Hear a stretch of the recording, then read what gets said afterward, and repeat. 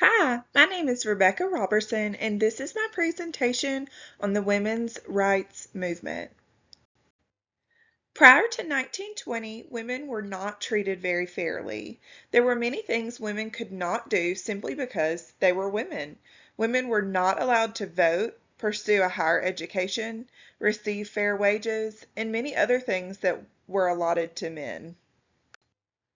A few women who saw this unfairness and wanted to take a stand for women were Elizabeth Cady Stanton, Susan B. Anthony, and Lucretia Mott. They did so by organizing conventions such as the Cinco Falls Convention, where they held meetings and demanded their voices be heard by those who were in power. They were the cause of the key start in the women's rights movement. Women were treated unfairly in many different areas, but what went on in their homes and in their marriages is what stood out the most to me. Once married, women were seen as property to their husbands. In that case, men were allowed to do with their wives as they pleased. They were allowed to imprison their wives and even beat them without the fear of being legally punished. When faced with divorce, women would typically lose their children, as custody would nearly always be given to the fathers, simply because of gender inequality. Women fought to have their voices heard in many ways. Strikes, pickets, walkouts, protests, marches. These were just some of those ways that they would do so. Marches brought together the largest crowds and got a lot of attention.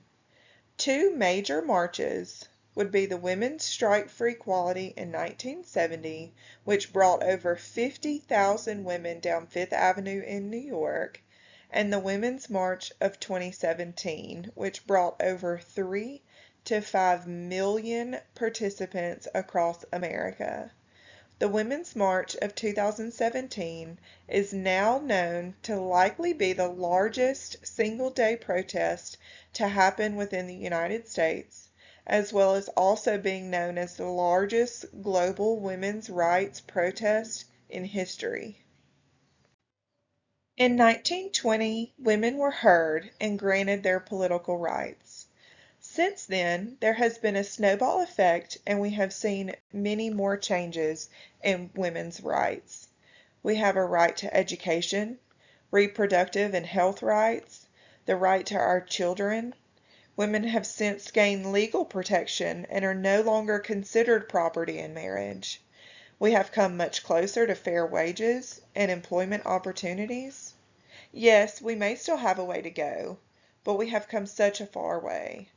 Women are finding themselves running for president, CEO of major corporations, and we're even going to space. I know that the women who fought for these rights would be so proud of us today. A social worker that played a key role in the women's rights movement was Jane Addams. Jane Addams is known as the mother of social work. She was a member of the National American Women's Suffrage Association, and she peacefully fought for women's rights. She believed that we could all fight hard for what we believed in, but to do so peacefully. In 1915, she led the Women's Peace Party, and in 1919, she helped found the Women's Internal League for Peace and Freedom. In 1931, Jane Addams became the first woman to be awarded the Nobel Peace Prize. Her contribution to women's rights is very well known in the world of social work today.